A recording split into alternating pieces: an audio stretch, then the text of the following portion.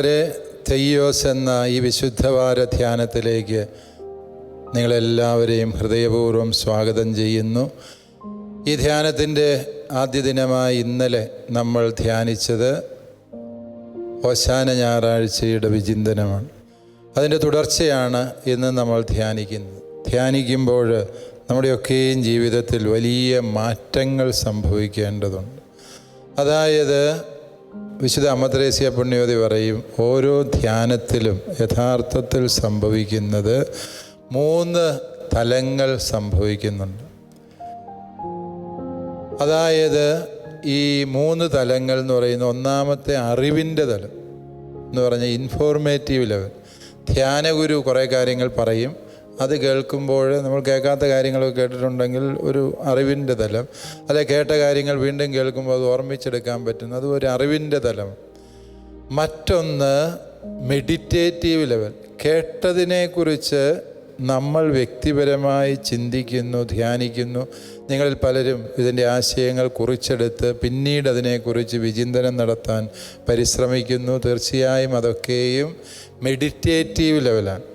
പക്ഷേ ഈ 2 ലെവലും ഉണ്ടെങ്കിലും ധ്യാനമാവില്ല എന്നാണ് അമ്മ ത്രേസ്യ പറഞ്ഞത്. മറ്റൊരു ലെവലുണ്ട്, അത് പ്രകാശന തലമാണ്, ഇല്ലൂമിനേറ്റീവ് ലെവൽ. അതായത് നമ്മളിങ്ങനെ വചനം കേട്ടുകൊണ്ടിരിക്കുമ്പോൾ പരിശുദ്ധാത്മാവ് നമ്മുടെ ഉള്ളിൽ ഒരു വചനത്തെ അങ്ങ് ജ്വലിപ്പിച്ച് തരിക. അങ്ങനെ ജ്വലിപ്പിച്ച് കഴിഞ്ഞാൽ പിന്നെ നമുക്ക് ആ വചനത്തിന് അനുസൃതമായി ജീവിതത്തെ രൂപാന്തരപ്പെടുത്താതെ നിവൃത്തിയില്ലാത്ത സാഹചര്യം ഉണ്ടാകും. എന്താണ് ഇല്ലൂമിനേറ്റീവ് ലെവൽ എന്ന് പറഞ്ഞാൽ, മദർ തെരേസ, ആഗ്നസ് എന്ന സിസ്റ്റർ ഡാർജിലിംഗിലെ ലൊറേറ്റോ കോൺവെൻറ്റിൽ നിന്ന് കൽക്കട്ടയിൽ വന്ന് തിരിച്ചു പോവുക. ട്രെയിനിൻ്റെ കമ്പാർട്ട്മെൻറ്റിലിരുന്ന് വിശുദ്ധ മത്തായിയുടെ സുവിശേഷം വായിച്ചു. നിങ്ങൾ ഈ ചെറിയവരിൽ ഒരുവന് ചെയ്യാതിരുന്നപ്പോൾ എനിക്ക് തന്നെയാണ് ചെയ്യാതിരുന്നത് എന്ന വചനം ആ സിസ്റ്ററിൻ്റെ ഹൃദയത്തെ പിടിച്ചുലച്ചു. എൻ്റെ സന്യാസം ഈ പാവപ്പെട്ടവർക്ക് വേണ്ടി ഉള്ളതാണ് എന്ന് ആ അമ്മ തീരുമാനിച്ചു. സിസ്റ്റർ ആഗ്നസ് എന്ന ലൊറേറ്റോ കോൺവെൻറ്റിലെ സുരക്ഷിതത്വം വിട്ട് കൽക്കട്ടയുടെ ചെരുവിലേക്ക് മദർ തെരേസയായി അമ്മ ഇറങ്ങി വരുന്നതിൻ്റെ കഥ പിന്നീട് നാം കാണുന്നു. അതായത് ഒരു വചനത്തെ ദൈവം തന്നെ നമ്മുടെ ഉള്ളിൽ പ്രകാശിപ്പിച്ച് കഴിയുമ്പോൾ പിന്നെ ആ പ്രകാശത്തിൻ്റെ വെളിച്ചത്തിലാണ് നമ്മൾ നടക്കുക. അതാണ് ഈ വലിയ മാനസാന്തരങ്ങൾ എന്നൊക്കെ പറയും. പൗലോസ് അപ്പസ്തോലൻ്റെ ഉള്ളിൽ ദൈവം ഇതുപോലെ പ്രകാശം കൊടുത്തു.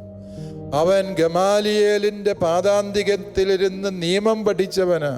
ദൈവീക രഹസ്യങ്ങൾ മുഴുവനും അവൻ ബുദ്ധി കൊണ്ട് ഗ്രഹിച്ചവനാണ്. ഗമാലിയേൽ അവന് എല്ലാ വിവരങ്ങളും പകർന്നു കൊടുത്തു. ഇൻഫോർമേറ്റീവ് ലെവലുണ്ട്. പൗലോസ് നല്ലൊരു പഠിതാവായിരുന്നു. അവനിരുന്ന് എല്ലാം മനനം ചെയ്ത് ധ്യാനം ചെയ്ത് സ്വന്തമാക്കി. പക്ഷേ ദമാസ്കസിൻ്റെ കവാടത്തിൽ വെച്ച് ഈശോ അവൻ്റെ ആത്മാവിൽ ചൊരിഞ്ഞപ്പോൾ എന്ത് സംഭവിച്ചു? പൗലോസ് എന്ന അത്ഭുത പ്രേഷിതൻ രൂപം കൊള്ളുക. പിന്നീട് പൗലോസിന് തൻ്റെ സാവൂളായിരുന്ന കാലഘട്ടത്തിലേക്ക് തിരികെ നടക്കാൻ പറ്റാത്ത വിധത്തിൽ അന്ന് തന്നെ കൈയടിച്ച് പ്രോത്സാഹിപ്പിച്ചവരെല്ലാം തനിക്കെതിരായി തിരിയുന്നു എന്ന് കണ്ടപ്പോഴും പൗലോസ് സധൈര്യം മുന്നോട്ട് നീങ്ങുന്നത് ഈ ഒരു പ്രകാശനം അവൻ്റെ ഉള്ളിൽ സംഭവിച്ചതുകൊണ്ട്. അതുകൊണ്ട് പ്രിയപ്പെട്ടവരെ, ഈ ധ്യാനത്തിൽ പങ്കുചേരുമ്പോൾ നമ്മളും ആഗ്രഹിക്കേണ്ടത് സമാനമായ ഒരു ദൈവീക ഇടപെടലിന് വേണ്ടി, പ്രകാശനത്തിന് വേണ്ടി. അങ്ങനെ പ്രകാശനം സംഭവിക്കാത്തവരാണ് ധ്യാനം കൂടുന്നതിൽ ബഹുഭൂരിപക്ഷം. അവർ ധ്യാനം കേട്ടു, ഓ എന്ന് പറഞ്ഞ് അവരങ്ങ് പോയി. അത്രേ സംഭവിക്കൂ. പക്ഷേ 1000 പേര് ധ്യാനം കൂടുമ്പോൾ ചിലപ്പോൾ അതിൽ ഒരാൾക്ക് ദൈവം ഈ പ്രകാശനം നൽകുകയും ആ പ്രകാശത്തിൻ്റെ വഴിയിൽ പിന്നീട് ആ മനുഷ്യൻ തൻ്റെ ജീവിതം സമ്പൂർണമായും സമർപ്പിക്കുകയും ചെയ്യുന്നത് നാം എത്രയോ വട്ടം സാക്ഷ്യം വഹിച്ചിട്ടുണ്ട്. ഈ കേരളത്തിൽ തന്നെ എത്രയോ മനുഷ്യരുടെ ഹൃദയങ്ങളെ ദൈവം ഇതുപോലെ ജ്വലിപ്പിച്ചു. ആ ജ്വലനത്തിൻ്റെ വെളിച്ചത്തിൽ ആ മനുഷ്യർ പുതിയ സൃഷ്ടികളായി രൂപപ്പെടുകയും ശുശ്രൂഷകരായി മാറുകയും ചെയ്യുന്നതിന് നാം എത്രയോ വട്ടം സാക്ഷ്യം വഹിച്ചിട്ടുണ്ട്. ആ ഒരു പ്രകാശന തലത്തിന് വേണ്ടി ദാഹിച്ചുകൊണ്ട് നമുക്ക് ഈ ധ്യാനത്തിൽ പ്രവേശിക്കും. പ്രിയപ്പെട്ടവരെ, പീഡാനുഭവ വാരം എന്നത് ആണ്ടുവട്ടത്തിലെ ഏറ്റവും വിശുദ്ധമായ ആഴ്ചയാണ്. അതുകൊണ്ടാണ് ഇതിനെ വിശുദ്ധ വാരം, ഹോളി വീക്ക് എന്ന് പറയുന്നത് എന്ന് നിങ്ങൾക്കറിയാം. ഈ വിശുദ്ധ വാരത്തിൻ്റെ പ്രമേയം എന്നത്, അതിൻ്റെ തുടക്കം ഞാൻ പറഞ്ഞു, ഓശാന ഞായറാഴ്ചയിൽ ഈശോ മിശിഹ ജെറുസലേത്തേക്ക് രാജകീയമായി പ്രവേശിക്കും. രാജകീയമായി പ്രവേശിച്ച ആ രംഗത്തിൻ്റെ ആദ്യ ഭാഗം നമ്മൾ ധ്യാനിച്ചു. തുടർന്ന് ആ വചനം നമ്മൾ ധ്യാനിക്കുമ്പോൾ കർത്താവിന് ഈ കഴുതയെ ആവശ്യമുണ്ട് എന്ന് പറഞ്ഞാൽ അതിൻ്റെ ഉടമസ്ഥർ വിട്ടുതരും എന്നാണ് തിരുവചനം പറയും. ഈശോ ശിഷ്യർക്ക് കൊടുക്കുന്ന മുന്നറിയിപ്പാണ്. കർത്താവിന് ഈ കഴുതയെ ആവശ്യമുണ്ട്. പലപ്പോഴും ഈ വചനം വളരെ വ്യത്യസ്തമായ സാഹചര്യങ്ങളിൽ ഉദ്ധരിക്കുന്നത് ഞാൻ കേട്ടിട്ടുണ്ട്. അപ്പോഴൊക്കെയും ഈ വചനത്തിൻ്റെ അത്ഭുതകരമായ മിഴിവ് എന്നെ അതിശയിപ്പിച്ചിട്ടുണ്ട്. ഉദാഹരണം പറഞ്ഞാൽ, അകാലത്തിൽ മരിച്ചുപോയ ഒരു വ്യക്തിയുടെ ചരമപ്രസംഗം പറയുന്ന വേളയിൽ ഒരച്ഛൻ ഇത് ഉപയോഗിക്കുന്നത്, എന്തുകൊണ്ട് ഈ മകനെ കർത്താവ് ഇപ്പോഴേ വിളിച്ചുകൊണ്ടുപോയി? കർത്താവിന് അവനെ ആവശ്യമുണ്ട്, അതുകൊണ്ട് കർത്താവ് കൊണ്ടുപോയി. ശരിയാണ്, കർത്താവിന് അവനെ ആവശ്യമുണ്ട്, അതുകൊണ്ട് കർത്താവിനെ കൂട്ടിക്കൊണ്ടുപോയി. ഒരു നവവൈദികൻ പട്ടം സ്വീകരിക്കുന്ന വേളയിൽ നന്ദി പ്രകാശനം നടത്തിയപ്പോൾ അവൻ ഉപയോഗിച്ചത് ഈ തിരുവചനമാണ്. ആ കൊച്ചച്ഛൻ പറഞ്ഞു, എൻ്റെ പൗരോഹിത്യ സ്വീകരണത്തിൻ്റെ പൂർത്തീകരണ വേളയിൽ ഞാൻ മനസ്സിലേക്ക് കൊണ്ടുവരുന്ന ഒരേ ഒരു വചനം, കർത്താവിന് ഈ കഴുതയെ ആവശ്യമുണ്ട് എന്ന്. അദ്ദേഹം അതിമനോഹരമായി തൻ്റെ ജീവിതത്തെ അവിടെ വിവരിക്കുകയാണ്. കർത്താവിൻ്റെ തണലിൽ ഞാൻ ജീവിക്കാൻ ആഗ്രഹിക്കുന്നുവെന്ന്. അതായത് പ്രിയപ്പെട്ടവരെ, കർത്താവിന് എന്നെ ആവശ്യമുണ്ട്. ഇതാണ് ഇന്ന് നിങ്ങളോട് ഞാൻ പങ്കുവയ്ക്കാൻ ആഗ്രഹിക്കുന്ന ആദ്യത്തെ ചിന്ത. കർത്താവായ ദൈവത്തിന് എന്നെ ആവശ്യമുണ്ട്. അവിടുത്തെ രക്ഷാകര പദ്ധതിയുടെ നടത്തിപ്പിന് എന്നെ ആവശ്യമുണ്ട്.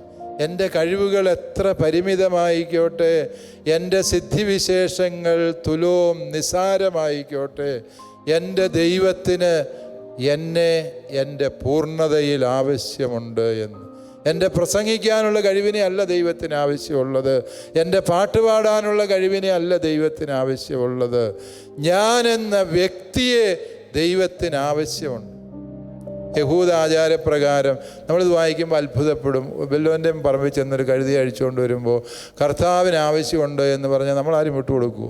നമ്മുടെ പറമ്പിൽ കെട്ടിയിരിക്കുന്ന കറവ പശുവിനെ ഒരുത്തൻ വന്ന് അഴിച്ചുകൊണ്ട് പോകും. ഒരുത്തൻ അഴിക്കുന്ന കണ്ട് ഉടമസ്ഥൻ ചോദിച്ചു, എന്നാടാ പശുവിനെ അഴിക്കുന്നത്? അവിടെ വിട്ടേച്ച്. അപ്പോൾ പറയും കർത്താവിന് ഇതിനെ ആവശ്യമുണ്ടെന്ന് പറഞ്ഞാൽ നമ്മൾ പശുവിനെ വിട്ടുകൊടുക്കും? ഇല്ല. പക്ഷേ യഹൂദർ അത് വിട്ടുകൊടുക്കും. കാരണം എന്താണെന്ന് ചോദിച്ചാൽ, പ്രത്യേകിച്ച് ഇത് പെസഹായുടെ ആഴ്ചയാണ്. പെസഹായുടെ ആഴ്ചയിൽ ജെറുസലേം ദേവാലയത്തിൽ ഒരുപാട് മൃഗങ്ങളെ ആവശ്യമുണ്ട്. അവിടുത്തെ സർവീസുകൾ നടത്തുന്ന പ്രത്യേകിച്ച് കഴുതകൾ, കുതിരകൾ, ഇതിനെയൊക്കെ കൊണ്ടുപോകും. ദേവാലയത്തിൻ്റെ ആവശ്യത്തിന് വേണ്ടിയാണ് എന്ന് പറഞ്ഞാൽ അതിനെ വിട്ടുകൊടുക്കണം. പെസഹ തിരുനാൾ കഴിയുമ്പോൾ അത് ഇവിടെ ഉത്തരവാദിത്വത്തോട് തിരിച്ചു കൊണ്ടുവന്ന് കൊടുക്കും. അതാണ് ഇവിടെ ഈശോ പ്രത്യക്ഷത്തിൽ ഉദ്ദേശിക്കുന്നത്. കർത്താവിന് ദേവാലയ ശുശ്രൂഷയ്ക്ക് നിന്നെ ആവശ്യമുണ്ട്, അതുകൊണ്ട് ഈ കഴുതയെ വിട്ടുതരണം. ഉടമസ്ഥർ പറഞ്ഞ് കൊണ്ടുപോക്കോ, എതിരും പറയാതെ ആ കഴുതക്കുട്ടിയെ വിട്ടുകൊടുക്കുക. സത്യത്തിൽ കർത്താവിന് തൻ്റെ ശുശ്രൂഷയ്ക്ക്, തൻ്റെ ഭവനത്തിലെ ശുശ്രൂഷയ്ക്ക്, തിരുസഭയിലെ ശുശ്രൂഷയ്ക്ക് ഞാനെന്ന കഴുതയെ ആവശ്യമുണ്ട് എന്ന് പറയുമ്പോൾ പ്രിയപ്പെട്ടവരെ, അതിൻ്റെ അർത്ഥം നമ്മളെല്ലാവരും ഗ്രഹിക്കണം.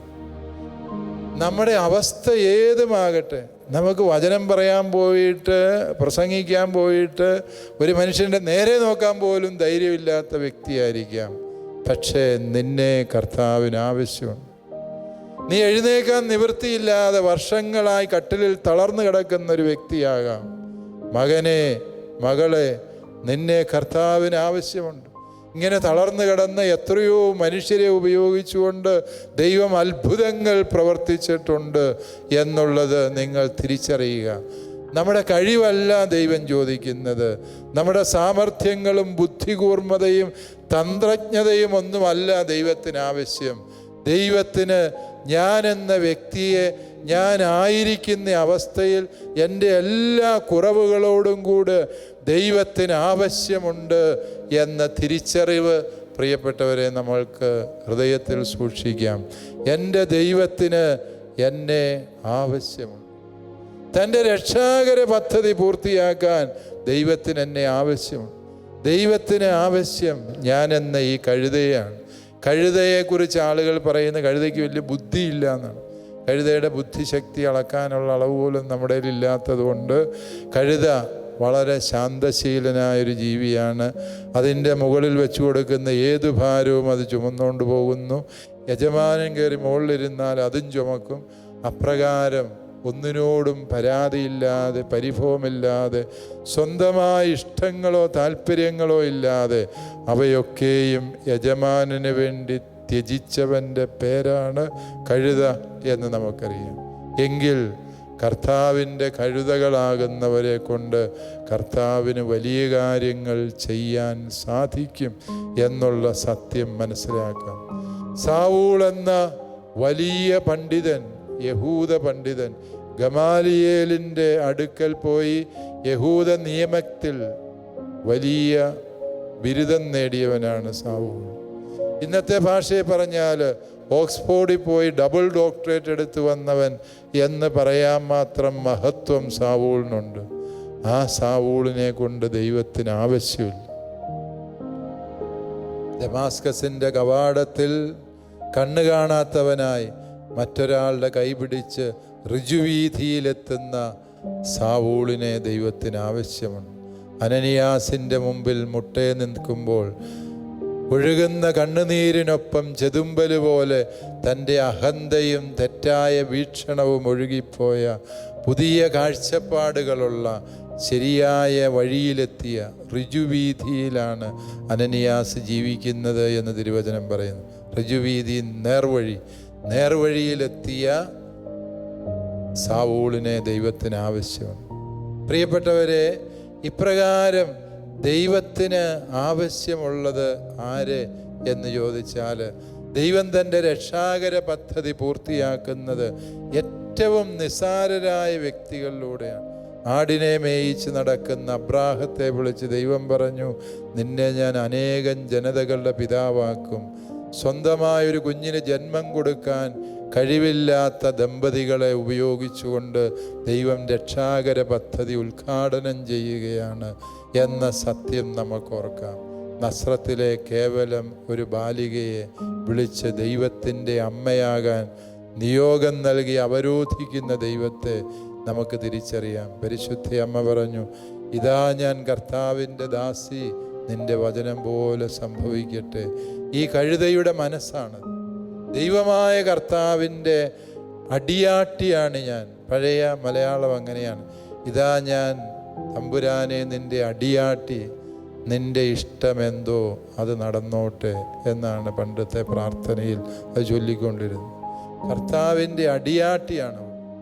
അപ്രകാരം പ്രിയപ്പെട്ടവരെ, നാം ദൈവത്തിന് സമർപ്പിക്കേണ്ടത് നമ്മുടെ പിടിവാശികളെ ഉപേക്ഷിച്ച്, അഹന്തയെ ഉപേക്ഷിച്ച് ദൈവത്തിന് മുമ്പിൽ നാം ഈ കഴുതയെ പോലെ വിട്ടുകൊടുക്കുമെങ്കിൽ കർത്താവിന് എന്നെ ആവശ്യമുണ്ട്, എന്നെ ഉപയോഗിച്ചുകൊണ്ട് ദൈവം അത്ഭുതങ്ങൾ ചെയ്യാൻ ആഗ്രഹിക്കുന്നു എന്ന സത്യം മനസ്സിലാക്കുക.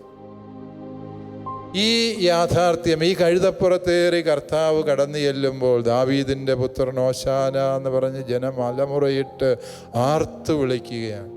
ഓർക്കുക പ്രിയപ്പെട്ടവരെ, ഈ ജനം ആർപ്പ് വിളിക്കുമ്പോൾ നമ്മൾ ദുഃഖവെള്ളിയാഴ്ച കേൾക്കും, അവനെ ക്രൂശിക്കുക, അവനെ ക്രൂശിക്കുക എന്ന് പറഞ്ഞ് സകലമാന മനുഷ്യരും യേശുവിനെതിരായി തിരിയും. പലപ്പോഴും പലരും പറയും, ഇത് കണ്ടോ, ഈ ജനത്തിൻ്റെ സ്വരത്തിനൊന്നും ഒരർത്ഥവും ഇല്ല, അവർ പറയുന്ന കേട്ടാൽ പോയാൽ നമ്മൾ പെരുവഴിയിലാകും, അതുകൊണ്ട് ഈ ജനം പറയുന്നതിന് വില കൊടുക്കരുത് എന്നൊക്കെ ആളുകൾ പറയും. പൊങ്ങുന്ന വെള്ളത്തിന് മീതെ നിൽക്കുന്നവരാണ് പൊതുജനം, അതുകൊണ്ട് അവരുടെ വാക്കിനൊന്നും വില കൊടുക്കരുത്. പക്ഷേ നിങ്ങൾ ശ്രദ്ധിച്ച് മനസ്സിലാക്കിയാൽ തിരിച്ചറിയാൻ പറ്റും, ഇവർ പറയുന്നത് രണ്ടും ഒരേ കാര്യം തന്നെ. ഹോശാന എന്നിവർ പറയുന്നത് എന്താ? കർത്താവേ ഞങ്ങളെ രക്ഷിക്കണേ എന്നാണ് പറയുന്നത്. അവനെ ക്രൂശിക്കുക എന്നവർ വിളിച്ചു പറയുമ്പോൾ എന്താണ്? അവരറിയാതെ പറയുന്നത് ഇതേ സത്യം തന്നെയാണ്. കർത്താവേ, ക്രൂശിലേറി നീ മരിച്ച് ഞങ്ങൾക്ക് രക്ഷ തരണമേ എന്ന് തന്നെയാണ് ദൈവം പറയുക. പ്രിയപ്പെട്ട സഹോദരങ്ങളെ, കേട്ടാൽ വിചിത്രം എന്ന് നിങ്ങൾക്ക് തോന്നാം ഈ വ്യാഖ്യാനം. പക്ഷേ ചിന്തിച്ചു നോക്കിയേ, കർത്താവേ ഞങ്ങളെ രക്ഷിക്കണമേ എന്ന ജനം ഹോശാന ഞായറാഴ്ച നിലവിളിച്ച് പ്രാർത്ഥിച്ചുകൊണ്ട് യേശുവിൻ്റെ പിന്നാലെ നടന്നു. 4 നാൾ കഴിഞ്ഞപ്പോൾ അവർ തിരിച്ചറിയുകയാണ്, രക്ഷകനായ ഈശോ മിശിഹ ആ രക്ഷ നേടിത്തരുന്നത് കാൽവരിയിലെ കുരിശിലൂടെയാണ്. ആ സത്യമൊന്നും അറിഞ്ഞിട്ടല്ല അവർ പറയുക. അവരവനോടുള്ള വെറുപ്പും വൈരാഗ്യവുമാണ് ആ ആക്രോശത്തിലൂടെ പ്രകടമാക്കിയത് എങ്കിൽ പോലും സത്യത്തിൽ ദൈവം ജനത്തിൻ്റെ ആവശ്യം പോലെ നടത്തി കൊടുക്കുകയാണ്. ദൈവത്തിൻ്റെ പ്രവൃത്തി എന്ന് പറയുന്നത് എത്രയോ അത്ഭുതാവഹമാണ്. അതായത് നമ്മുടെ രക്തത്തിന് വേണ്ടി ദാഹിക്കുന്നവൻ, നമ്മുടെ സൽപ്പേരിന് വില പറയുന്നവൻ, നമ്മളെ ജീവിക്കാൻ അനുവദിക്കാത്തവൻ, നമ്മുടെ അയലോക്കത്തിരുന്ന് നമ്മുടെ അടിത്തറ ഇളക്കാൻ വേണ്ടി സർവ്വതും പരിശ്രമിക്കുന്നവർ, നമുക്കെതിരായ എല്ലാ കരുക്കളും വിദഗ്ധമായി നീക്കുന്നവർ, പ്രിയപ്പെട്ടവരെ, അവരാ ചെയ്യുന്ന പ്രവർത്തനങ്ങളിലൂടെ രക്ഷാകര പദ്ധതി പൂർത്തിയാക്കാൻ കഴിവുള്ള ദൈവമാണ് നമ്മുടെ ദൈവമെന്ന വിശ്വാസം നമുക്ക് കൈവന്നാൽ കർത്താവേ രക്ഷിക്കണമേ എന്ന ഈ ആർപ്പുവിളിക്കും ദുഃഖവെള്ളിയാഴ്ചയിലെ അവനെ ക്രൂശിക്കുക എന്ന കൊലവിളിക്കും ഒരേ അർത്ഥമാണുള്ളത് എന്ന് തിരിച്ചറിയാൻ നമുക്ക് കഴിയും. ആർപ്പുവിളികളിൽ അഭിരമിക്കുകയും കൊലവിളിയിൽ ഭയപ്പെട്ട് ചകിതരാവുകയും ചെയ്യുന്ന നമ്മെ ദൈവം ഓർമ്മിപ്പിക്കുകയാണ്. നിന്റെ ജീവിതത്തിൽ നിന്നെ അനുകൂലിക്കുന്നവരും പ്രതികൂലിക്കുന്നവരും ദൈവത്തിൻ്റെ രക്ഷാകര പദ്ധതിയുടെ നടത്തിപ്പുകാരൻ. രണ്ടുപേരും പ്രവർത്തിക്കുന്നത് നിന്നെക്കുറിച്ചുള്ള ദൈവീക പദ്ധതി പൂർത്തിയാകാൻ വേണ്ടിയാണ് എന്ന് ചിന്തിക്കാൻ പറ്റുമോ എന്നുള്ളത് ഈ വിശുദ്ധവാരത്തിലെ ഒരു വെല്ലുവിളിയാണ്. എന്നെ എതിർത്തവൻ, എൻ്റെ ജീവിതം വലിച്ചു കീറിയവൻ, തകർത്തവൻ, എൻ്റെ സൽപ്പേരിന് വിലയിട്ടവൻ, വാട്സപ്പിലൂടെ ഫേസ്ബുക്കിലൂടെ നട്ടാക്കുരുക്കാത്ത നുണ പറഞ്ഞ് എന്നെ ജീവിക്കാൻ അനുവദിക്കാത്തവൻ, അവനൊക്കെയും ദൈവത്തിൻ്റെ കരങ്ങളിൽ രക്ഷാകര പദ്ധതിയുടെ നടത്തിപ്പുകാരാണ് എന്ന് തിരിച്ചറിയുമ്പോൾ പ്രിയപ്പെട്ടവരെ, നമ്മൾ അമ്പരന്നു പോകുന്നു. ദൈവമേ, നീ ആർപ്പുവിളികളിലൂടെയും കൊലവിളികളിലൂടെയും സംസാരിക്കുന്നവനാണ്. നീ തലോടുകയും കരണത്തടിക്കുകയും ചെയ്യുന്നവനാണ്. നീ കിരീടം ശിരസിലണിയിക്കുന്നവനും മുൾക്കിരീടം തലയിൽ അടിച്ചു കയറ്റുന്നവനുമാണ്. നീ ആശീർവദിക്കാൻ കരമുയർത്തുമ്പോൾ കരങ്ങളെ കുരിശോട് ചേർത്ത് ഇരുമ്പാണികളാൽ തറയ്ക്കുന്നവനാണ്. നിന്റെ പദ്ധതികൾ എത്രയോ വിചിത്രമാണ്. കാൽവരിയിലെ കുരിശിൻ ചുവട്ടിൽ നിന്ന് ഈശോയെ ഓർത്ത് കരയുന്ന പരിശുദ്ധ അമ്മയും ഭക്തസ്ത്രീകളും രക്ഷാകര സംഭവത്തിൻ്റെ നേർക്കാഴ്ചകളാണ് എങ്കിൽ ആ രക്ഷാകര ചരിത്രം പൂർത്തിയാക്കാൻ ദൈവകരങ്ങളിലെ ഉപകരണങ്ങളാണ് ആ പടയാളികളും. ചങ്കു കുത്തിപ്പിളർക്കുന്ന ക്രൂരനായ പടയാളി പോലും എന്ന് തിരിച്ചറിയുമ്പോൾ ദൈവമേ, എതിർപ്പുകളുടെ രക്ഷ, എതിർപ്പുകളിലൂടെ കൈവരുന്ന രക്ഷയെ മനസ്സിലാക്കാൻ ഞങ്ങളെ പഠിപ്പിക്കണമേ എന്ന് പ്രാർത്ഥിക്കാം. പ്രിയമുള്ളവരെ, ഒരുപാട് മനുഷ്യർ നമ്മുടെ ജീവിതത്തെ തകർത്തതിൻ്റെ സങ്കടം നമ്മുടെ മനസ്സിലുണ്ട്. അവരൊക്കെ ഒന്ന് മനസ്സ് വെച്ചായിരുന്നെങ്കിൽ ഈ അവസ്ഥയിൽ നിന്ന് നമ്മളെ രക്ഷപ്പെടുത്താമായിരുന്നു. അവരൊന്നും മനസ്സിലാക്കിയില്ല, നേരത്തും കാലത്തും ഇടപെട്ടില്ല എന്നുള്ള ഒരുപാട് ദുഃഖങ്ങളുമായി നാം പരിദേവനങ്ങളോടെ ഇരിക്കുമ്പോൾ ഓർക്കുക, കർത്താവ് പറഞ്ഞു തരിക, ഈ ആർപ്പുവിളികളും കൊലവിളികളുമൊക്കെ ഒരേ സ്വരത്തിൻ്റെ വ്യത്യസ്ത മാനങ്ങൾ മാത്രമാണ്. എല്ലാവരും ദൈവത്തിൻ്റെ രക്ഷാകര പദ്ധതിയുടെ വ്യത്യസ്ത മാനങ്ങൾ പേറുന്നവരാണ് എന്ന തിരിച്ചറിവോടെ ജീവിക്കാൻ പരിശ്രമിക്കും. വീണ്ടും ഈ ഓശാന ഞായറാഴ്ചയുടെ ചിന്തകളിൽ നിന്ന് നമുക്ക് മനസ്സിലാകുന്ന മറ്റൊരു വലിയ സത്യമുണ്ട്. അതായത് ഈശോയെ എതിർക്കുന്നതാരാ? നിയമജ്ഞര്, ഫരിസേയർ, അധികാരവർഗം. അവരെല്ലാവരും ഈശോയ്ക്കെതിരാണ്. അവർ ഈശോയെ എങ്ങനെ ഇല്ലായ്മ ചെയ്യണമെന്ന് നിരന്തരം പരിശ്രമിച്ചുകൊണ്ടിരിക്കുന്നവർ. ഈശോയോടൊപ്പം നിന്ന് ഓശാന വിളിക്കുന്നവരാരാ? വെറും സാധാരണക്കാരായ മനുഷ്യർ, പാവപ്പെട്ടവർ, ഒരു നേരത്തെ അന്നത്തിന് വകയില്ലാത്തവൻ. അവൻ്റെ ഉടുവസ്ത്രം വിരിച്ച് കർത്താവിനെ സ്വീകരിക്കുകയാണ്. പ്രിയപ്പെട്ടവരെ, തിരുസഭയുടെ 2000 കൊല്ലത്തെ പ്രയാണത്തിൻ്റെ ചരിത്രത്തിൽ നാം മനസ്സിലാക്കുക, സഭയുടെ മഹത്വത്തിൻ്റെ ചരിത്രങ്ങൾ എഴുതപ്പെട്ട കാലത്തെല്ലാം സഭയ്ക്ക് അധികാരികളിൽ നിന്ന്, നേതൃത്വങ്ങളിൽ നിന്ന് എപ്പോഴും എതിർപ്പും വിയോജിപ്പും പീഡാനുഭവങ്ങളും ഏറ്റുവാങ്ങേണ്ടി വന്നിട്ടുണ്ട്. സഭ അധികാരികളുടെ ഇഷ്ടപുത്രിയായി സമ്പത്തിൻ്റെയും അധികാരത്തിൻ്റെയും സുഖശീതള ഛായയിൽ കഴിഞ്ഞ അപൂർവം നൂറ്റാണ്ടുകളെ ഉണ്ടായിരുന്നുള്ളൂ. ആ കാലഘട്ടത്തെ വിളിക്കാൻ ഇന്ന് നാം ഉപയോഗിക്കുന്ന പദം സഭയുടെ ഇരുണ്ട ചരിത്രം എന്നാണ്. The dark age of the history. തിരുസഭ അധികാരത്തിൻ്റെ സുഖശീതള ഛായയിൽ കഴിയുമ്പോൾ അതെപ്പോഴും ദുർബലമായ സഭയാണ്. അതേസമയം ഈ അധികാരവർഗം നിരന്തരമായി ഇല്ലായ്മ ചെയ്യാൻ ശ്രമിക്കുന്ന തിരുസഭ അത് കരുത്തുറ്റ സഭയാണ്, അജയ്യമായ ശക്തിയുടെ ഉറവിടമായ സഭയാണ് എന്ന സത്യം പ്രിയപ്പെട്ടവരെ നമ്മൾ മനസ്സിലാക്കും. സഭയ്ക്ക് എതിർപ്പുകൾ ഉണ്ടാവുക സ്വാഭാവികം. കാരണം എന്താണ്? ഈ ലോകത്തിന് തിരുസഭയെയോ ഈശോമിശിഹായെയോ അവൻ്റെ സുവിശേഷത്തെയോ ഉൾക്കൊള്ളുക അസാധ്യമാണ്. കാരണം എന്ത് എന്ന് ചോദിച്ചാൽ, ഈ ലോകം പറയുന്ന പലതിനെയും സുവിശേഷം വിലക്കുന്നുണ്ട്. ഈ ലോകം ആനന്ദത്തിൻ്റെ വഴികൾ എന്ന് പ്രഘോഷിക്കുന്ന പലതിനെയും ഈ വിശുദ്ധ ഗ്രന്ഥം വിലക്കുന്നുണ്ട്. അതുകൊണ്ട് തന്നെ ഈ ലോകത്തിന് ഈ വിശുദ്ധ ഗ്രന്ഥത്തോടൊട്ടും മതിപ്പില്ല എന്നുള്ളതാണ് സത്യം. ഇത് അരുളി ചെയ്ത ഈശോമിശിഹായോട് ഈ ലോകത്തിന് മതിപ്പില്ല എന്നുള്ള സത്യം നമ്മൾ തിരിച്ചറിയണം. സഭയുടെ പ്രശ്നങ്ങളെക്കുറിച്ച് ഒരുപാട് മനുഷ്യർ സംസാരിക്കാറുണ്ട്. സമാനതകളില്ലാത്ത പ്രതിസന്ധികളിലൂടെ സഭ കടന്നു പോവുകയാണ്. സഭയുടെ ഭാവി എന്തായി തീരും? ഇത്രയും വലിയ എതിർപ്പുകൾ നമുക്കെതിരായി വരുന്നതിൻ്റെ കാരണം എന്താണ്? ഭരിക്കുന്നവരാരും നമ്മുടെ പക്ഷത്തല്ല എന്നൊക്കെ നമുക്ക് പ്രലോഭനങ്ങളും തോന്നലുകളും ഉണ്ടാകാം. ഈ എതിർപ്പുകൾ കണ്ട് ആരും ഭയപ്പെടേണ്ടതില്ല. തിരുസഭയുടെ 2000 കൊല്ലത്തെ ചരിത്രമെടുക്കുക. എവിടെയാണ് തിരുസഭയെ ചുവപ്പ് പരവതാനി വിരിച്ച് ആളുകൾ സ്വീകരിച്ചിട്ടുള്ളത്?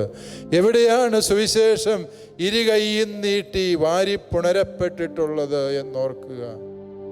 FABCയുടെ സമ്മേളനത്തിൽ പോയപ്പോൾ കൊറിയയിൽ നിന്നുള്ള പിതാക്കന്മാർ, അവിടുത്തെ സഭയിലെ അംഗങ്ങൾ അവരുടെ നാട്ടിൽ നടന്ന സുവിശേഷ പ്രഘോഷണത്തിൻ്റെ വിവരണങ്ങൾ സിനിമ പോലെ ഞങ്ങളെ കാണിക്കുകയുണ്ട്. ബാങ്കോക്കിൽ നടന്ന സമ്മേളനത്തിൽ ദൈവമേ, ചോര മരച്ചു പോകുന്ന രീതിയിൽ ആ രംഗങ്ങൾ കാണാൻ സാധിക്കും. ആദ്യം വരുന്ന മിഷണറിമാരെ അവർ വെട്ടിഞ്ഞുറുക്കി ഭക്ഷണമാക്കി കഴിച്ചു. ആദ്യം വന്ന മിഷണറി സംഘത്തെ മുഴുവനും. ഇത് കേട്ട് മിഷണറിമാർ പിന്നോട്ട് പോവുകയല്ലേ ഇത്. അവര് അതേ സംഖ്യ, കൂടുതൽ ആളുകളെ കൊണ്ടുവന്ന് പേടിപ്പിക്കാനൊന്നുമില്ല, അതുപോലെ തന്നെ അവരെയും ഇല്ലായ്മയും. അങ്ങനെ 5 വട്ടം കൊല ചെയ്യപ്പെട്ട മിഷണറിമാരുടെ ത്യാഗങ്ങൾക്കൊടുവിലാണ് കൊറിയയിൽ സുവിശേഷം എത്തിക്കാൻ കഴിഞ്ഞത് എന്നവർ പറയുമ്പോൾ മിക്കവാറും ഏഷ്യൻ രാജ്യങ്ങളുടെ ഒക്കെയും കഥ സമാനമാണ് എന്നുള്ളതാണ് സത്യം. നമ്മൾ ചിന്തിക്കുക, ഈ തിരുസഭയെ ആരും കൈകൊട്ടി ചുവപ്പ് പരവതാനി വിരിച്ച് ആഘോഷത്തോടെ സ്വീകരിച്ചിട്ടില്ല. സുവിശേഷം വേരുപാകിയിടത്തൊക്കെയും രക്തസാക്ഷികളുടെ ചുടുനിണം സമൃദ്ധമായി വീണൊഴുകിയിട്ടുണ്ട് എന്നുള്ളത് പരമാർത്ഥമാണ്. ഈ എതിർപ്പിൻ്റെ മുന്നിൽ പലപ്പോഴും നമുക്കുണ്ടാകുന്ന പ്രലോഭനം എന്താണെന്ന് ചോദിച്ചാൽ, ഈ പീഡാനുഭവാരത്തിൽ നാം കണ്ടുമുട്ടുന്ന പത്രോസിൻ്റെ മനസ്സാണ്. പത്രോസിനൊരു ചിന്തയുണ്ട്. ഈശോയെ പിടിക്കാൻ വന്നവർക്കെതിരായി ഈശോയെ അവർ പിടിക്കുമെന്ന് കണ്ടപ്പോഴത്തേക്കും പത്രോസ് വാളൂരി ഒറ്റ വെട്ടാണ്. പിടിക്കാൻ വേണ്ടി മുന്നിൽ നിന്നവൻ്റെ ചെവി വെട്ടിയെടുത്തു. ചോര കുതിച്ചൊഴുകി. ഈശോ പത്രോസിനോട് പറഞ്ഞു, പത്രോസെ വാൾ അതിൻ്റെ ഉറയിലിടുക. ഈശോ കൈനീട്ടി മാൽക്കൂസ് എന്ന മനുഷ്യൻ്റെ ചെവിയെ തൊട്ടു, അവനെ സുഖപ്പെടുത്തി. ഈ മാൽക്കൂസ് സിൻഡ്രം എനിക്ക് തോന്നുന്നു നമ്മൾക്ക് പലപ്പോഴും ഉണ്ടാകുന്നതാണ്. പലരും നമുക്കെതിരായി തിരിയുന്നു, നമുക്കെതിരായി വാട്സപ്പിൽ ഒരു പോസ്റ്റ് ഇട്ടു, നമുക്കെതിരായി എന്തെങ്കിലും ഒന്ന് പറഞ്ഞു, ഉടനെ നമ്മൾ വാളെടുത്തിറങ്ങിയാണ് അവനെ ഇല്ലായ്മ ചെയ്യണം. അവർ ഈശോമിശിഹായെക്കുറിച്ച് അങ്ങനെ പറഞ്ഞു ആ കൂട്ടർ, അതുകൊണ്ട് അവരുടെ നേതാവിനെക്കുറിച്ച് അതിനേക്കാളും മ്ലേച്ഛവും മോശവുമായി സംസാരിക്കണം.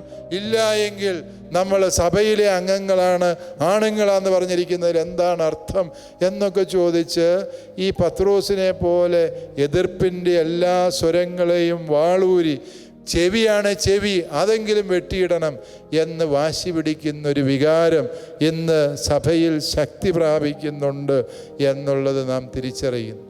പ്രിയപ്പെട്ടവരെ, ഇത് സുവിശേഷമല്ല. നമ്മുടെ ഏറ്റവും വലിയ നിധി എന്ന് പറയുന്നത് ഈ സുവിശേഷമാണ്. നമ്മുടെ മാർഗം എന്ന് പറയുന്നത് ക്രൂശിതനായ ഈശോ മിശിഹായാണ്. പീഡാനുഭവങ്ങളുടെ തീച്ചൂളയിൽ ഉരുകിയപ്പോഴും പരമപിതാവിൻ്റെ തിരുഹിതം തേടിയവൻ. അവനെ മറന്നാൽ പെട്ടെന്ന് കയ്യടി കിട്ടിയെന്നിരിക്കും. മെത്രാന്മാരെന്ത് നോക്കിയിരിക്കുകയാണ്? സഭാ നേതൃത്വം എന്ത് ചെയ്യുന്നു? വൈദികരെന്തുകൊണ്ട് ആളെ സംഘടിപ്പിച്ച് തെരുവിലിറങ്ങുന്നില്ല? ഇങ്ങനെ പറയുന്നവർക്കെതിരായി സമരത്തിനിറങ്ങുന്നില്ല, സമുദായത്തെ നയിക്കുന്നില്ല എന്നൊക്കെയുള്ള വലിയ ആക്ഷേപങ്ങൾ പല കോണുകളിൽ നിന്ന് ഉയരുന്നുണ്ട്. അതൊന്നും ആവശ്യമില്ല എന്നല്ല ഞാൻ പറയുക. പക്ഷേ നമ്മുടെ വികാരങ്ങൾ അതിരുവിട്ട് ഈ മാൽക്കൂസ് സിൻഡ്രം ബാധിച്ച ഒരു സഭയായി നമ്മൾ പോകരുത്. കാരണം നമ്മൾ അവരൻ്റെ ചെവി ഛേദിക്കേണ്ടവരല്ല. പത്രോസിൻ്റെ ആ ഒരു വികാരവും വിചാരത്തെയും തിരുത്തിയ ഈശോ നമ്മുടെ സമാനമായ വിചാരങ്ങളെയും തിരുത്തുന്നുണ്ട്. എന്നാൽ എല്ലാ അന്യായങ്ങളെയും കണ്ണും പൂട്ടി സഹിക്കാനല്ല ഈശോ പറഞ്ഞത്. തൻ്റെ കരണത്തടിച്ച പടയാളിയോട് ഈശോ ചോദിക്കുന്നുണ്ട്, നീ എന്തിനാ എൻ്റെ കരണത്തടിച്ച്? ഞാൻ എന്ത് തെറ്റാ ചെയ്തതെന്ന് പറ. തെറ്റൊന്നും ചെയ്തില്ലെങ്കിൽ നീ എന്തിനെൻ്റെ കരണത്തടിച്ചു? ഈശോ അവനെ കയറി അടിക്കുകയല്ലേ ചെയ്തത്. തൻ്റെ ശക്തി ഉപയോഗിച്ച് അവൻ്റെ നാവ് ബന്ധിക്കുകയോ അവൻ്റെ കരം ശോഷിപ്പിച്ച് കളയുകയോ ഒന്നും അല്ല ചെയ്തത്. വസ്തുതകളായി അവനോട് പറഞ്ഞു. അവൻ എന്ത് പ്രതികരിക്കും എന്നുള്ളത് ഈശോയുടെ വിഷയമല്ല. സത്യത്തിന് സാക്ഷ്യം വഹിക്കാൻ തിരുസഭയ്ക്ക് ഉത്തരവാദിത്വമുണ്ട്. നമ്മുടെ പ്രതികരണങ്ങൾക്കെല്ലാം ആ ഒരു ലക്ഷ്യമേ ഉള്ളൂ എന്ന് പ്രിയപ്പെട്ട ദൈവജനമേ നമ്മൾ മനസ്സിലാക്കണം. നാം സത്യത്തിന് സാക്ഷ്യം വഹിക്കാൻ വന്ന ദൈവപുത്രൻ്റെ മക്കളാണ്. അതിനാൽ തന്നെ ആ ദൈവപുത്രനെ അനുയാത്ര ചെയ്യുന്നവരോട് ദൈവപുത്രൻ പറയുന്നത്, നിൻ്റെ വാളുറയിലിടുക, നിൻ്റെ ചീത്തവിളി കയ്യിൽ വെച്ചേക്കുക, നിൻ്റെ ഈ പോരാട്ട വീര്യം അത് മാറ്റിവെക്കുക, എതിരാളിയെ അടിച്ച് നിലംപരിശാക്കാനുള്ള ഈ വ്യഗ്രത അവസാനിപ്പിക്കുക. മറിച്ച് നീ സത്യത്തിന് സാക്ഷ്യം വഹിക്കുക. എന്താണ് സത്യമെന്ന് കൃത്യതയോടെ വ്യക്തതയോടെ ലോകത്തിന് മുമ്പിൽ പറഞ്ഞാൽ മതി. ബാക്കിയെല്ലാം ദൈവം കരങ്ങളിൽ സമർപ്പിക്കുക. അതാണ് സുവിശേഷത്തിൻ്റെ യഥാർത്ഥ മാർഗം എന്ന് നമ്മൾ തിരിച്ചറിയണം. അതുകൊണ്ട് പ്രിയപ്പെട്ടവരെ, ഈ എതിർപ്പിൻ്റെ സ്വരങ്ങൾക്ക് മുമ്പിൽ പതറിപ്പോകുന്നവരല്ല തിരുസഭ. കാരണം എതിർപ്പ് സഭയെ സംബന്ധിച്ചിടത്തോളം പുത്തരിയല്ല. നാം ഓരോരുത്തരുടെയും ജീവിതത്തിൽ വരുന്ന തിരിച്ചടികൾ, പ്രയാസങ്ങൾ, അവയിൽ നമ്മൾ പതറേണ്ട കാര്യമില്ല. കാരണം അവയൊക്കെയും ദൈവത്തിൻ്റെ പദ്ധതിയുടെ ഭാഗമാണ്. നാം ധ്യാനിച്ച എല്ലാ ചിന്തകളെയും നമുക്ക് മനസ്സിലേക്ക് കൊണ്ടുവരാം. കർത്താവിന് എന്നെ ആവശ്യമുണ്ട് എന്ന് അവിടുന്ന് പറഞ്ഞു. എൻ്റെ എല്ലാ കുറവുകളോടും കൂടി കർത്താവിൻ്റെ രക്ഷാപദ്ധതിക്ക് എന്നെ ആവശ്യമാണ്. അതോടൊപ്പം അവിടുന്ന് നമ്മെ ബലപ്പെടുത്തുന്നു, ശക്തിപ്പെടുത്തുന്നു. എളിമയോടെ നാം കർത്താവിന് നമ്മെ തന്നെ വിട്ടുകൊടുത്താൽ അവിടുന്ന് നമ്മെ അത്ഭുതകരമായി ഉപയോഗിക്കും. നമ്മുടെ ജീവിതത്തിൽ കൊലവിളി നടത്തുന്നവരും നമ്മെ പുകഴ്ത്തുന്ന ആർപ്പുവിളി നടത്തുന്നവരുമൊക്കെയും സമാനമായി ദൈവത്തിൻ്റെ രക്ഷാകര പദ്ധതിയുടെ ഭാഗമാണ് എന്ന് തിരിച്ചറിയാൻ നമ്മുടെ ഹൃദയത്തെ തുറക്കണമേ എന്ന പ്രാർത്ഥനയോടെ സഭയ്ക്കെതിരായി വരുന്ന എതിർപ്പുകളിൽ പതറാതെ നിൽക്കാൻ, അതിനോട് സുവിശേഷാത്മകമായി മാത്രം പ്രതികരിക്കാനുള്ള കൃപയ്ക്ക് വേണ്ടി നമുക്ക് പ്രാർത്ഥിക്കാം. ദൈവം നമ്മെല്ലാവരെയും സമൃദ്ധമായി അനുഗ്രഹിക്കട്ടെ എന്ന് ഞാൻ ആശംസിക്കുന്നു, പ്രാർത്ഥിക്കുന്നു. പുണ്യപ്പെട്ട ഈ ദിനത്തിൻ്റെ തുടർന്നുള്ള സമയം നമുക്ക് പരിശുദ്ധ കുർബാനയുടെ മുമ്പിൽ ഈശോയെ നോക്കിയിരുന്നുകൊണ്ട് കഴുതപ്പുറത്തേറി ജെറുസലേം ദേവാലയത്തിലേക്ക് പ്രവേശിച്ച് ദേവാലയത്തെ വിശുദ്ധീകരിച്ച കർത്താവിൻ്റെ സന്നിധിയിലിരുന്നു കൊണ്ട് നമ്മുടെ ശരീരമാകുന്ന ദേവാലയത്തെ, ആത്മാവാകുന്ന ദേവാലയത്തെ, മനസ്സാകുന്ന ദേവാലയത്തെ, നമ്മുടെ കുടുംബമാകുന്ന ദേവാലയത്തെ വിശുദ്ധീകരിക്കുവാനുള്ള നിയോഗം സമർപ്പിക്കാം. ദൈവം നിങ്ങളെല്ലാവരെയും സമൃദ്ധമായി അനുഗ്രഹിക്കട്ടെ.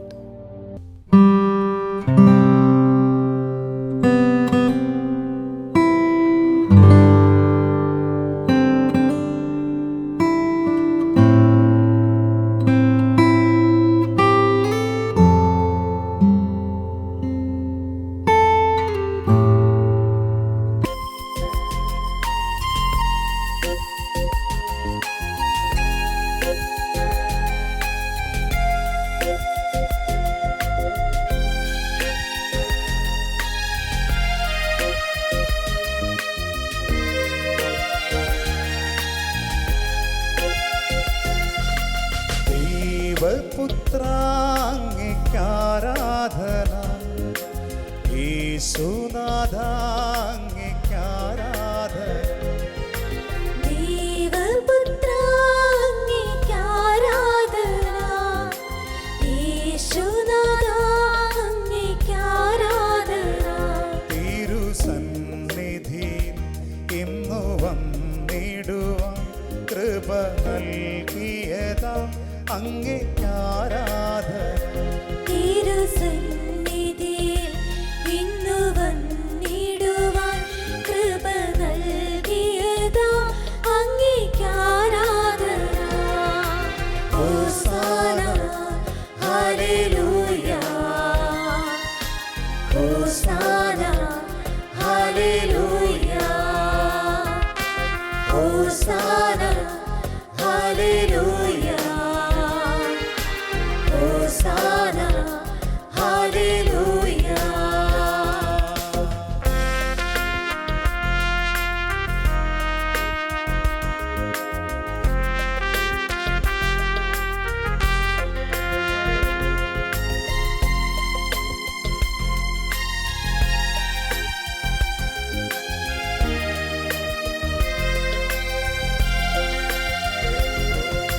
മാതാഖമാർ പാടിടും ആരാധന, വിശുദ്ധന്മാർ വാഴ്ത്തിടും ആരാധന. മാലാഖമാർ പാടിടും ആരാധന, വിശുദ്ധന്മാർ വാഴ്ത്തിടും ആരാധന.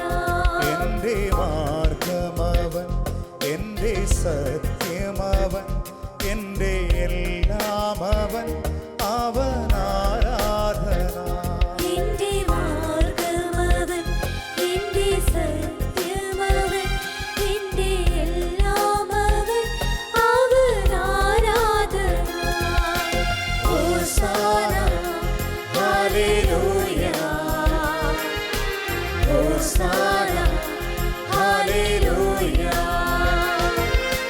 ഹോസാന ഹല്ലേലൂയ, ഹോസാന ഹല്ലേലൂയ, ഹോസാന ഹല്ലേലൂയ,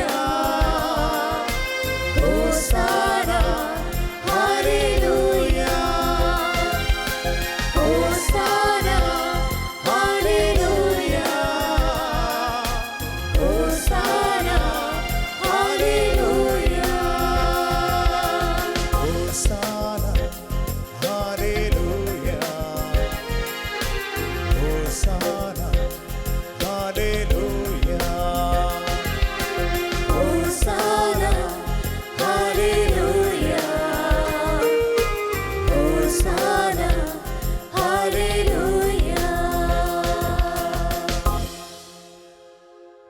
പരിശുദ്ധ പരമ ദിവ്യകാരുണ്യീശോയ്ക്ക് എന്നേരവും ആരാധനയും സ്തുതിയും പുകഴ്ചയും ഉണ്ടായിരിക്കട്ടെ.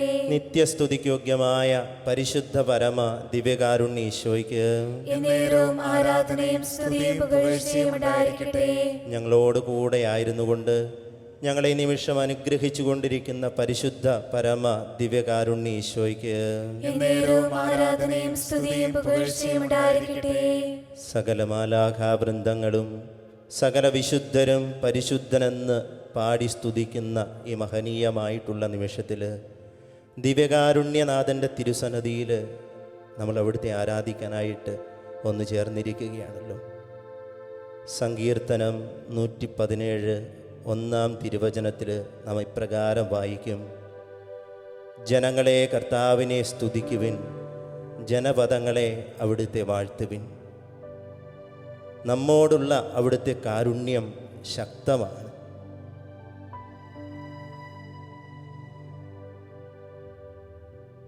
ദിവ്യകാരുണ്യീശോയെ, അങ്ങയുടെ പരമപരിശുദ്ധിയുടെ മുമ്പിൽ നിൽക്കുമ്പോൾ ഞങ്ങൾ എത്രയോ നിസാരരാണെന്ന് ഈ നിമിഷം തിരിച്ചറിയുകയാണ്.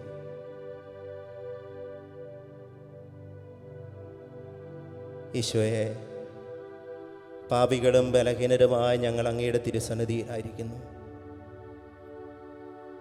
ഞങ്ങളെ സൃഷ്ടിച്ച് പരിപാലിക്കുന്ന പിതാവായ ദൈവമേ, ഞങ്ങളങ്ങേ സ്തുതിക്കുന്നു.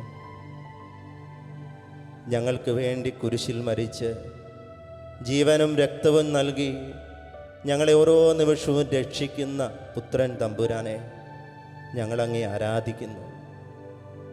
ഓരോ നിമിഷവും ഞങ്ങളുടെ കൂടെ ആയിരുന്നു കൊണ്ട് ഞങ്ങളെ പരിപാലിച്ച് നയിക്കുന്ന പരിശുദ്ധാത്മാവായ ദൈവമേ, ഞങ്ങളങ്ങേ സ്തുതിക്കുന്നു.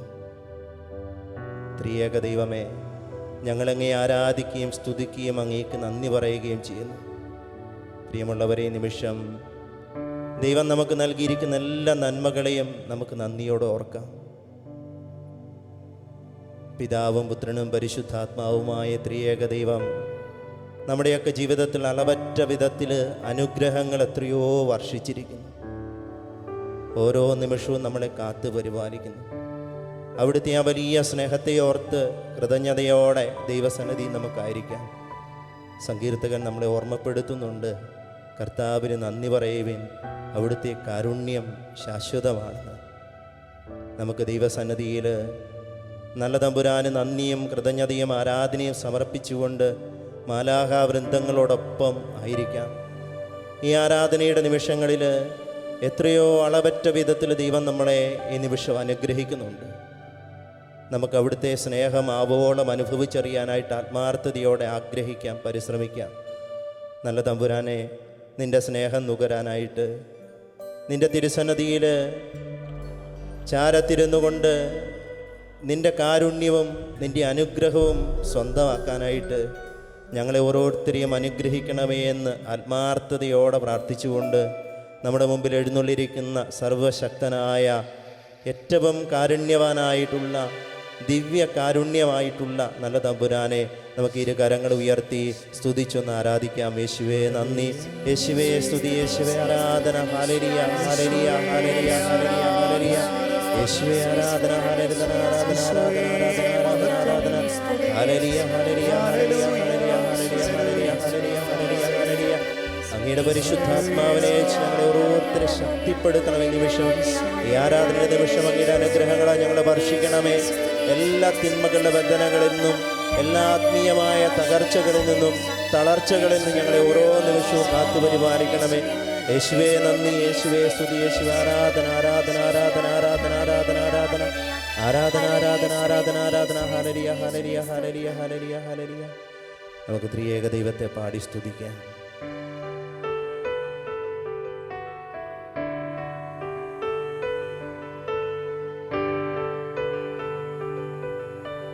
പൂർണ്ണ മനസ്സോടും പൂർണ്ണ ഹൃദയമോടും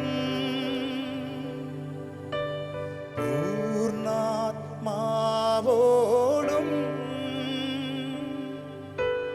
ഈശോയെ അങ്ങേ ഞാൻ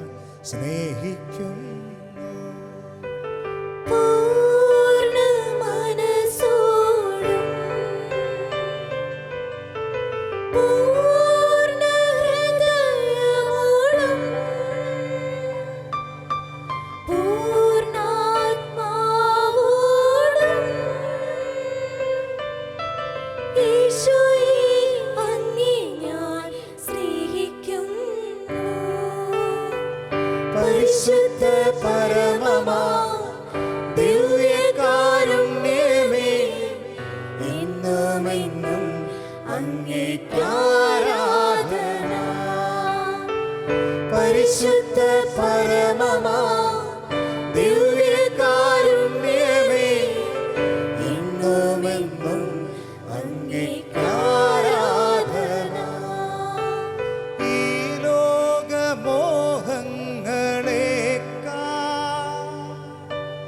ഈ ലോകവിജ്ഞാനത്തേക്കാൾ എല്ലാറ്റിലും ഉപരിയായി ഈശോയെ അങ്ങേ ഞാൻ സ്നേഹിക്കുന്നു. ഈ ലോകമോഹങ്ങളേക്കാൾ,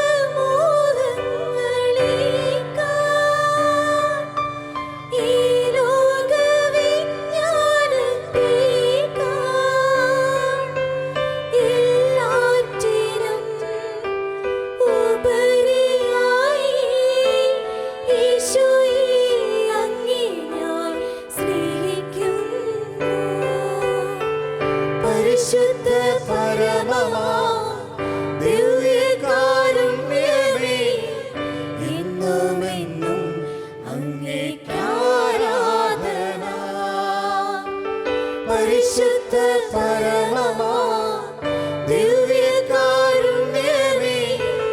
എന്നുമെന്നും അങ്ങേക്ക് ആരാധന. ഈ ലോകസമ്പത്തിനേക്കാൾ,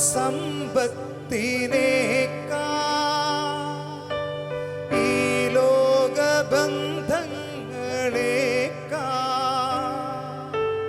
എല്ലാറ്റിലും ഉപരിയായി ഈശോയെ അങ്ങേ ഞാൻ സ്നേഹിക്കുന്നു. ഈ ലോകസമ്പത്തിനേക്കാൾ, ഈ ലോകബന്ധങ്ങളേക്കാൾ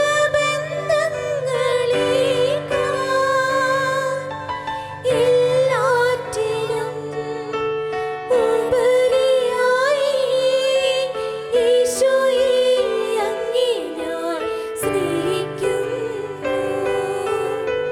പരിശുദ്ധ പരമമാ ദിവ്യകാരുണ്യമേ, എന്നുമെന്നും അങ്ങേക്ക് ആരാധന. പരിശുദ്ധ പരമമാ ദിവ്യകാരുണ്യമേ, എന്നുമെന്നും അങ്ങേക്ക് ആരാധന.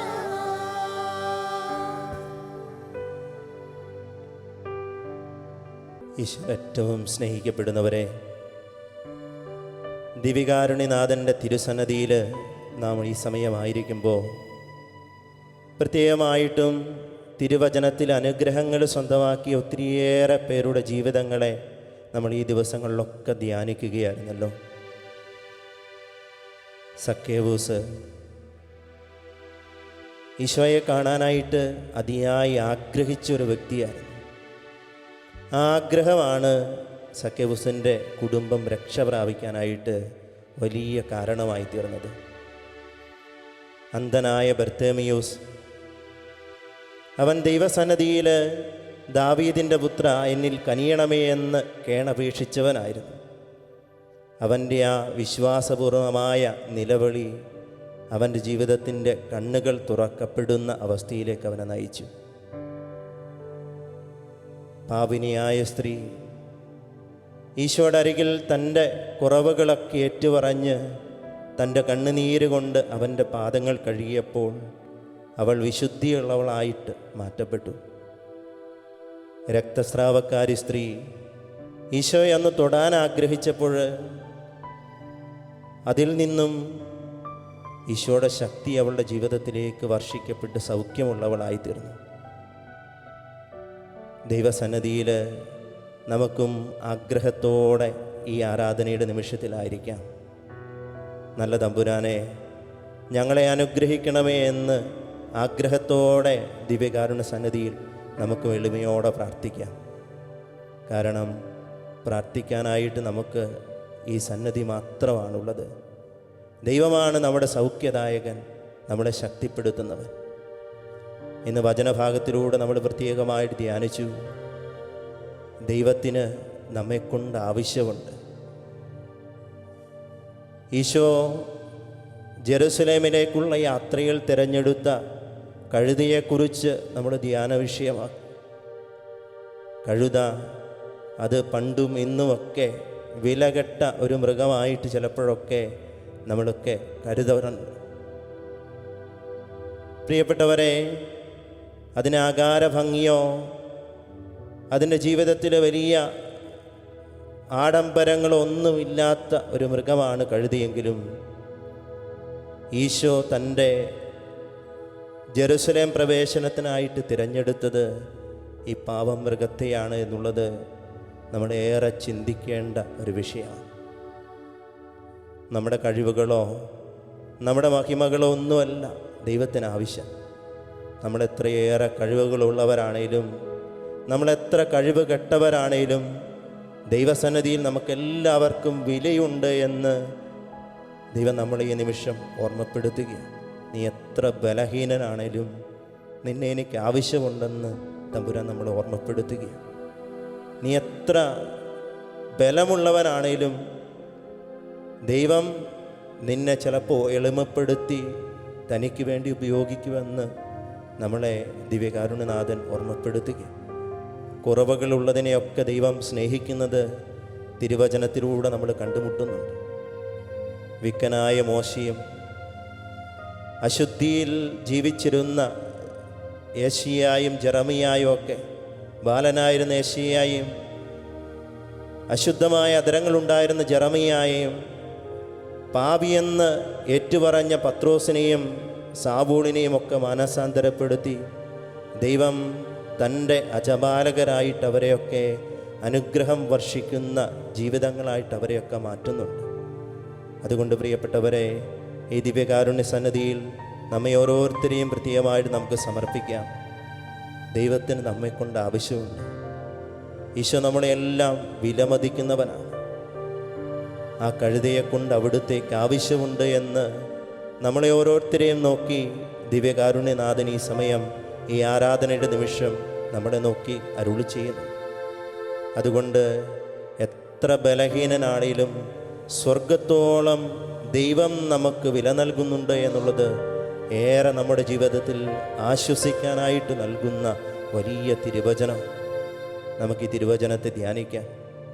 ഈ ആരാധനയുടെ നിമിഷത്തിൽ എത്ര കുറവുകളുണ്ടെങ്കിലും ദൈവം നമ്മളെ ശക്തിപ്പെടുത്തുമെന്നുള്ള വിശ്വാസത്തോടെ നമ്മളെ പൂർണ്ണമായിട്ടും നമുക്ക് അവിടുത്തെ തിരുസന്നിധി സമർപ്പിക്കാം.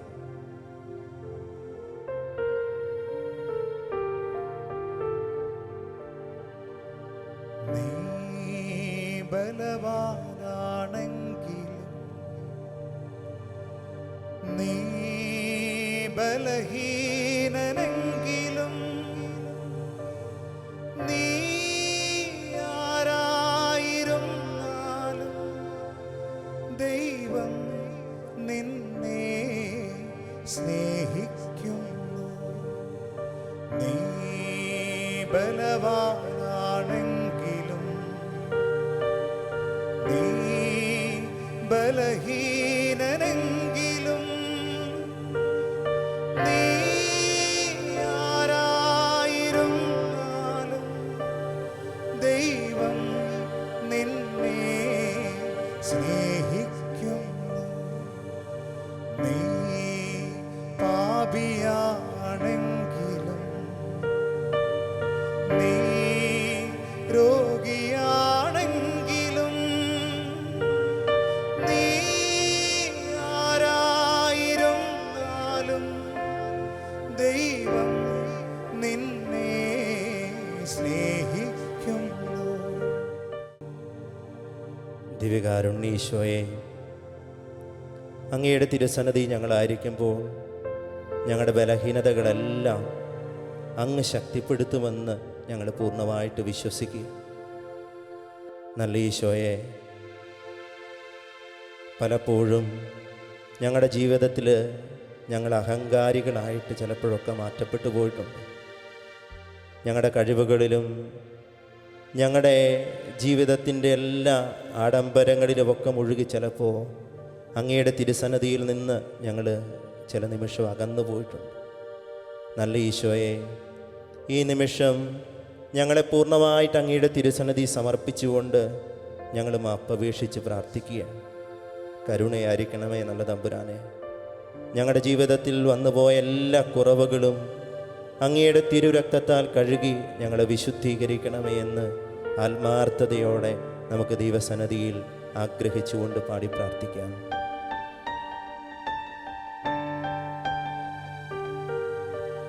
നിൻ തിരുരക്തത്താൽ കഴുകണമേ ഈശോ, നിൻ തിരുഹിതമെന്നിൽ നിറവേറ്റണമേ ഈശോ. നിൻ തിരുരക്തത്താൽ കഴുകണമേ ഈശോ, നിൻ തിരുഹിതമെന്നിൽ നിറവേറ്റണമേ ഈശോ.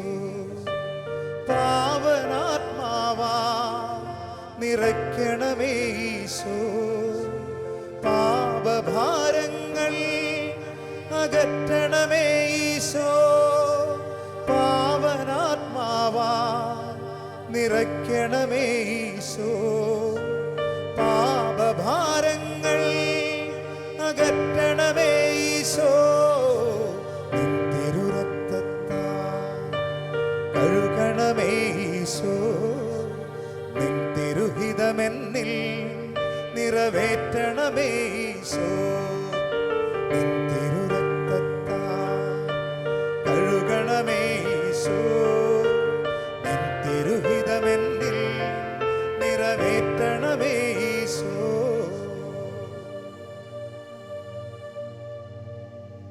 ദൈവസന്നിധിയിൽ നമ്മുടെ എല്ലാ പ്രാർത്ഥന നിയോഗങ്ങളെയും നമുക്ക് വൃത്തിയായിട്ട് ചേർത്ത് വയ്ക്കാം. എത്രയേറെ കുറവുകളുണ്ടെങ്കിലും അവിടുന്ന് നമ്മളെ ശക്തിപ്പെടുത്തുന്നവനാണ്, നമ്മളെ ബലപ്പെടുത്തുന്നവനാണ്. നമ്മുടെ രോഗാവസ്ഥകളോ നമ്മുടെ കുടുംബത്തിൻ്റെ എല്ലാ പ്രതിസന്ധികളോ വേദനകളോ സ്നേഹങ്ങൾ അകന്നുപോയ ഏതെങ്കിലുമൊക്കെ നിമിഷങ്ങളോ ഒക്കെ ആണെങ്കിലും അതെല്ലാം തമ്പുരാൻ്റെ തിരുസന്നിധി നിമിഷം നമുക്ക് സമർപ്പിക്കാം. ദിവ്യകാരുണീശോയെ, അങ്ങയുടെ തിരുസന്നിധി ഞങ്ങളുടെ ജീവിതങ്ങളെ പൂർണ്ണമായിട്ട് ഞങ്ങൾ സമർപ്പിക്കുന്നു. അങ്ങ് ഞങ്ങളെ നിമിഷം അനുഗ്രഹിക്കണമേ, ശക്തിപ്പെടുത്തണമേ, കൃപകളാൽ നിറയ്ക്കണമേ എന്ന് നമുക്ക് ആത്മാർത്ഥതയോടെ പ്രാർത്ഥിച്ചുകൊണ്ട് ദിവ്യകാരുണ്യ ഈശോയുടെ ആശീർവാദത്തിനായിട്ട് നമ്മളെ തന്നെ പൂർണ്ണമായിട്ട് നമുക്ക് ദൈവസന്നിധിയിൽ സമർപ്പിക്കാം.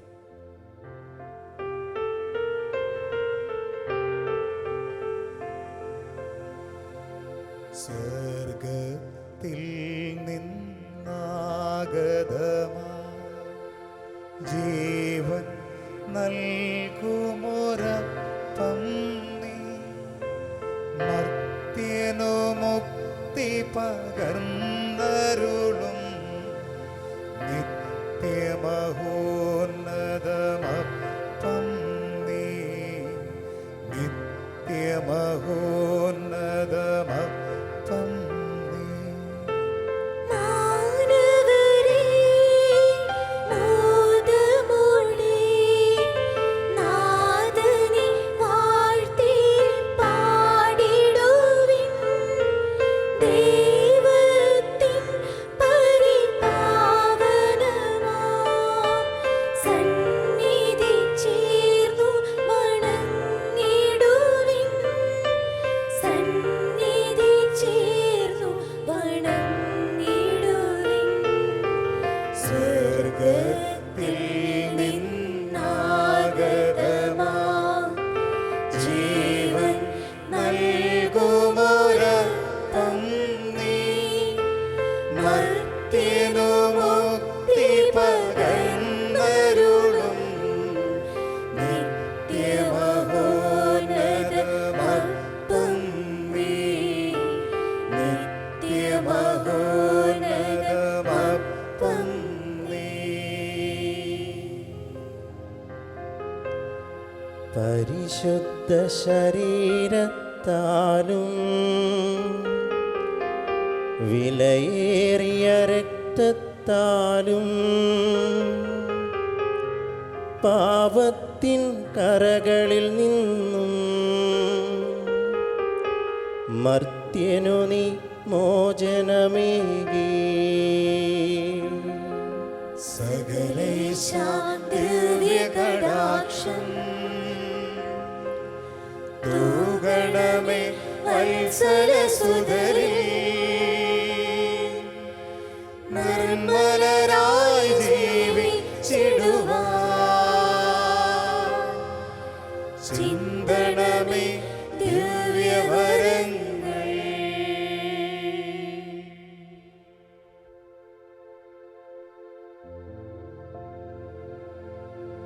ആരാധന ആരാധന ആരാധന യേശുനാഥ. ആരാധന ആരാധന ആരാധന യേശുനാഥ. പരിശുദ്ധ പരമ ദിവ്യകാരുണ്യ ഈശോയ്ക്ക് ഈ നേരവും ആരാധനയും സ്തുതിയും പുകഴ്ചയും ഉണ്ടായിരിക്കട്ടെ. പരിശുദ്ധ പരമ ദിവ്യകാരുണ്യ ഈശോയ്ക്ക് ഈ നേരവും ആരാധനയും സ്തുതിയും പുകഴ്ചയും ഉണ്ടായിരിക്കട്ടെ. പരിശുദ്ധ പരമ ദിവ്യകാരുണ്യ ഈശോയ്ക്ക് ഈ നേരവും ആരാധനയും സ്തുതിയും പുകഴ്ചയും ഉണ്ടായിരിക്കട്ടെ.